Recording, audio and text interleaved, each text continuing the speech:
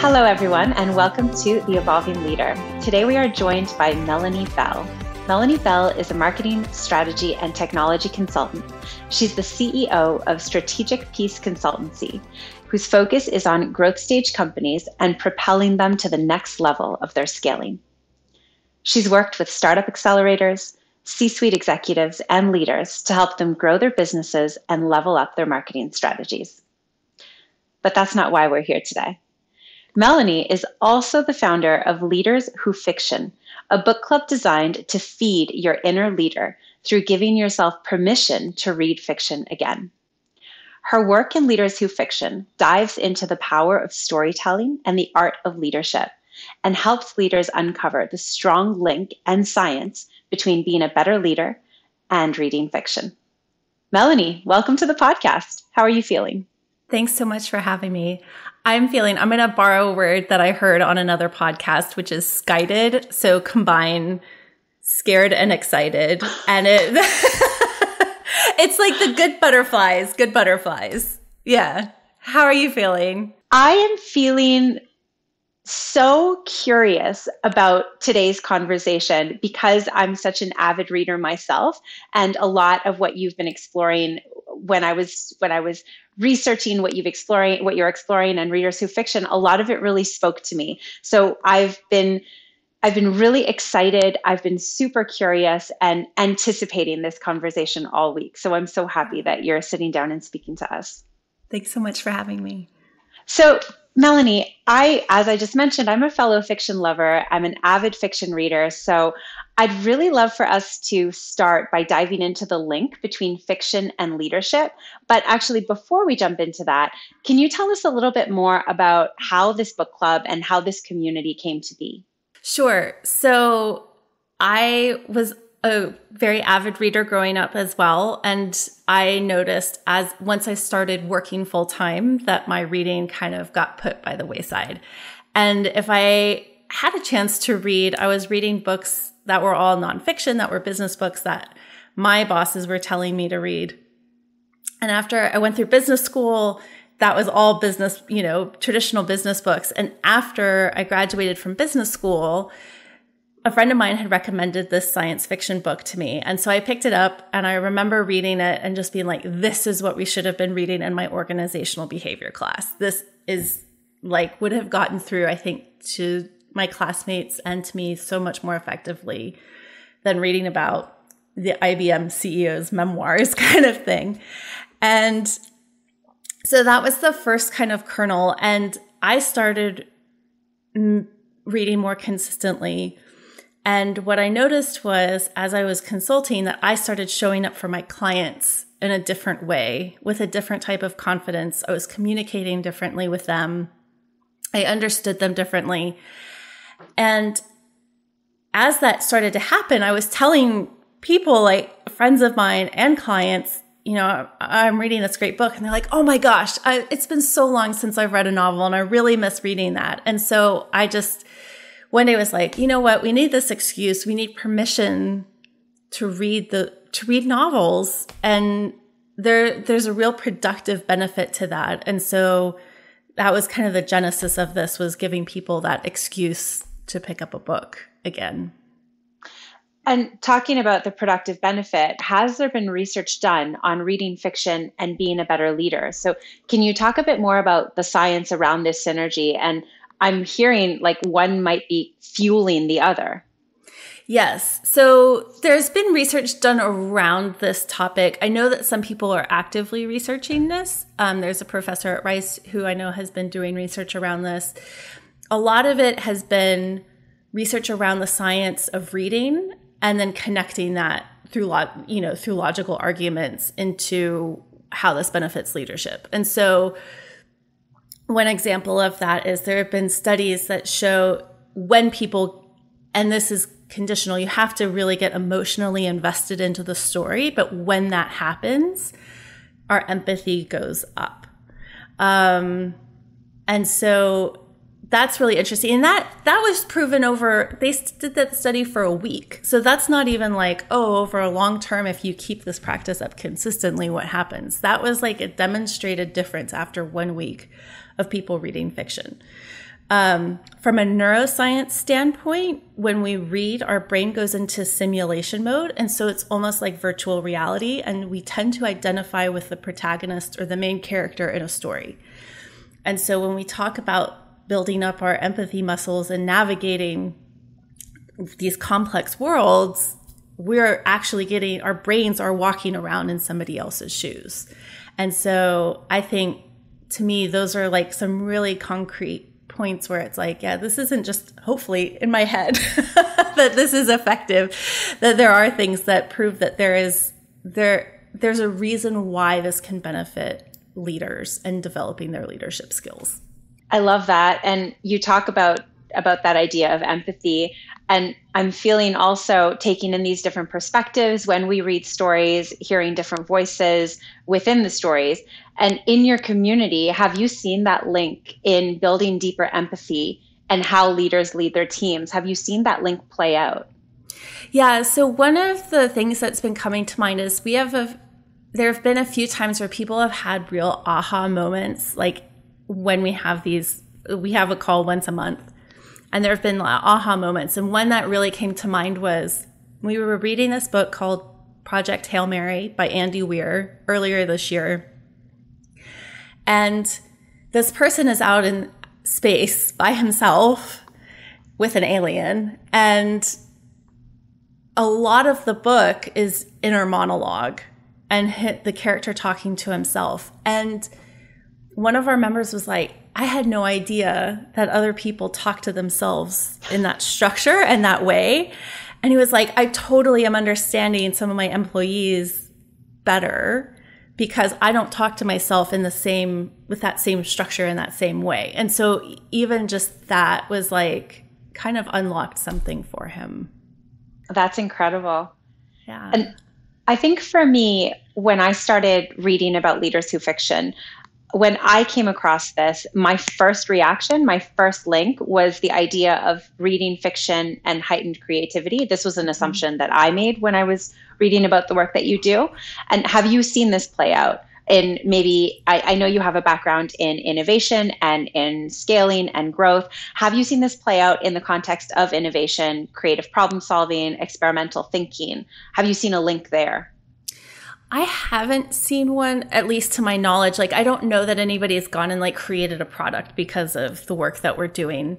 I do think that, I know speaking for myself and going through that, I still think that, I do think there's a relationship that's there, but we haven't been around for a long time. And I think that that's one of those things where it's like, it's going to be a benefit that people have over time when they have that creative muscle flexing. I'd love to experiment with this with a team of, let's say, entrepreneurs or Yes. people who are a bit more inclined to experimental thinking, creative problem solving, working with the unknown. It would be so incredible to see them grab a book, read a book, have a community where they could share that and see how their problem solving shifts or evolves Yes. or pivots or changes. Yeah, I love that idea. And when you were asked that question, I was like, oh, that's such a good question. I really should ask people how that's impacted them. And I do think a lot of our members are business owners and entrepreneurs. And so I think that there's kind of that correlation too of being open to out of the box ideas. This is a little bit out of the box. And so with your group of business owners, with your group of leaders, can you tell us a little bit more about how you're seeing this play out? So what's being uncovered? What are they experimenting with post community events, post the book club? What are you seeing in your book club? How are leaders evolving?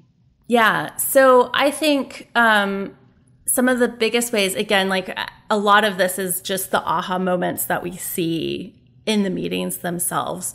And a lot of it has to do with managing teams. A lot of people who are in our groups have growing companies. And so a lot of times people are in leadership positions that haven't been in before. And so when they've had conflict on their team or with a specific team member, they're able to address it differently because one of the main things that we go into is understanding different characters' motivations and the different characters' psychology. And so I think that that's been really powerful at getting people to work with their own team members differently. And Melanie, you mentioned earlier on in our conversation the research around an emotional link to the character and how that really solidifies. I need to ask, what's the last book that you read that you had a deep emotional link to? Oh, I've been reading a lot of backlist books. So I've for some reason keep reading books that were published in the 80s and 90s, which has been really fun to do. And one of the authors that I've been reading was Maeve Binchy, who's an Irish writer.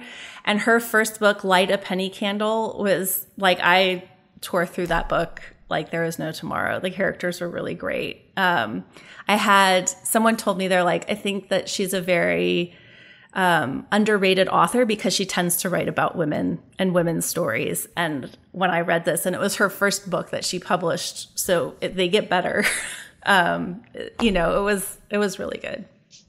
I don't mean for us to go on a complete tangent about Maeve Binchy, but my favorites are Tara Road and Scarlet Feather.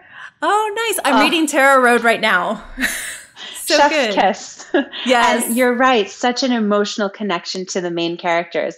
And Binchy also has a way of weaving this emotional connection into the expanded world. She's created a multiverse within her realm. You're right. She's amazing. Yeah. Yeah. So, okay, most of our listeners are leaders. And I need to ask, how would a leader start experimenting with this? Especially because many of our leaders are time poor. They've got a lot on their plate. They've got a lot of competing priorities. How do you suggest plugging in time for fiction into what can be an already really intense day, and around weaving it into the priorities that people have at work, at home, and within themselves? Yeah, this is something that I've kind of struggled with because I'm like, I hate the idea of being like, here's another to do for you. Like, you've already got things that are so important that you can't get to. Here's another one. But at the same time, hopefully this does make people's lives easier.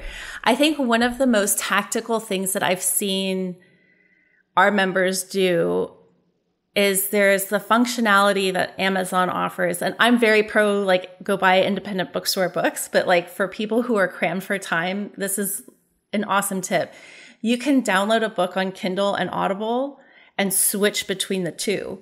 And so if you've got time on a commute where you can read an audiobook, you can listen on Audible, and then your Kindle will update where you are in the book so that you're picking up exactly where you left off on the audiobook when you go to actually read. And the same, once you read on your Kindle and you want to switch back to the audiobook, Amazon will update the audiobook so that you're picking up where you left off. And so to me, that is one way that people have told me that they've been able to get more reading in, because they're able to switch the formats according to their schedules.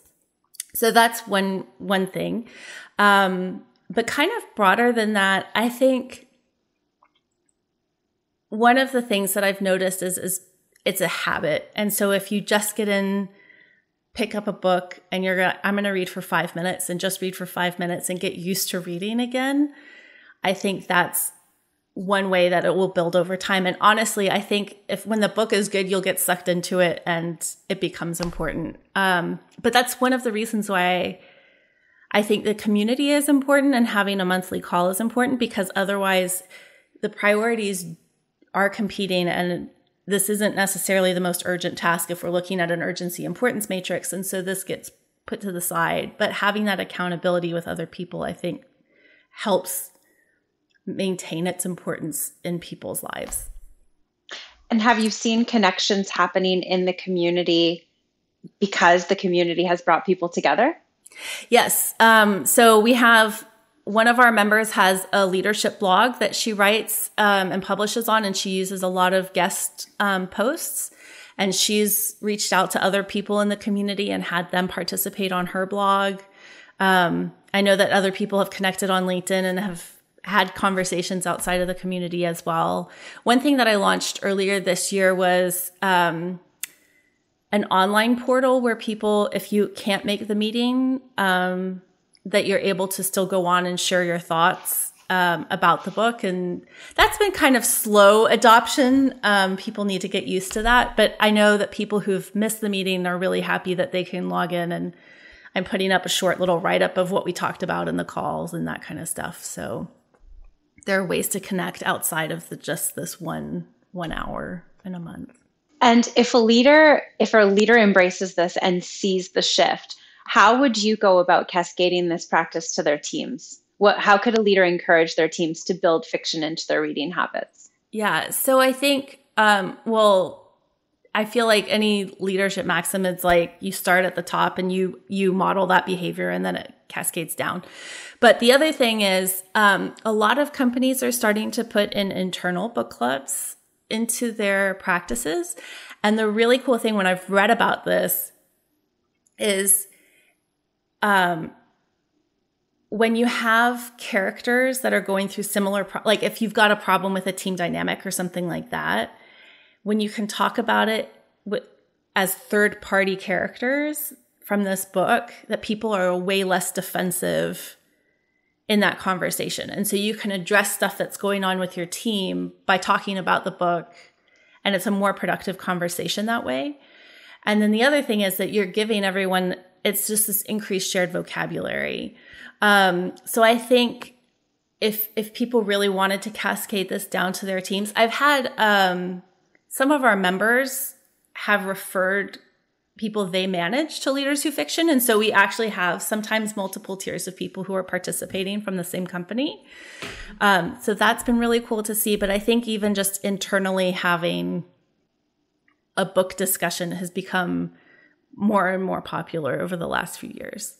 I love that idea of modeling from the top. And I think it goes back to one of your statements on your website about giving yourself permission. But if it's modeled from the top, it's also the top giving you permission to jump in and to try. That's wonderful. Yes, definitely. So Melanie, I need to ask, you run a book club, so this question has to be in here. What is on your shelf right now? So what's on your shelf now? What are you reading? And what's your next book club book? Sure. So we're currently reading The Alchemist, and which is a classic from the 80s. If 80s books can be classics, which I think they can at this point. So that's the next book. Our meeting is next week. After that, we're reading Ender's Game, which is actually, I've been wanting to read this book. This is the book that I read after business school, where I was like, this is what we should have been reading in my organizational behavior class. So I've held on to it and not assigned it. Assigned it kind of is a funny word, but not selected it for Leaders Who Fiction yet. And so that book is coming up. I mentioned earlier, so I'm reading Tara Road by Maeve Binchy. And then yesterday I got a new book because I have a book buying problem. And I just picked up a new book called The Ministry of Time. I'm a total sucker for anything that's related to time travel, any spy novels, and this kind of combines both of those. So, and if our listeners were curious about starting, what's the book that's been the most popular within your community that leaders really resonate with, that they keep coming back to time and time again? What book would you draw them to? That's been a crowd favorite. Yeah. One of them was The Parable of the Sower by Octavia Butler. It's dystopian. There's a lot of great leadership themes. It's so well written. That one is a really big go-to. And the other one that I really recommend, The Song of Achilles by Madeline Miller. So Greek retelling, like Greek mythology retelling, was also one of people's favorites. Amazing. Well, Melanie, what's next for Leaders Who Fiction? So where can we find you? How can we join? How can we jump into this community? And what are your future plans for the community? Yeah, so we've been around for a couple of years, but it's really spread by word of mouth. So it's still a fairly small group, and we're trying to grow it. I'd love, once we have enough people, to make more times accessible so that if somebody can't make the one time that we're meeting in the month, that there are additional times available to people to join. I hopefully will see the increased participation on the online portal. I know that was something that a lot of people had asked for. So hopefully that will take off. If people are interested in joining, the best place to go is the website, so leaderswhofiction.com. I put up the next 3 months of books so that way if somebody feels like they're a slow reader, they can't read a book every month, that they're able to plan their time out. It's free to participate.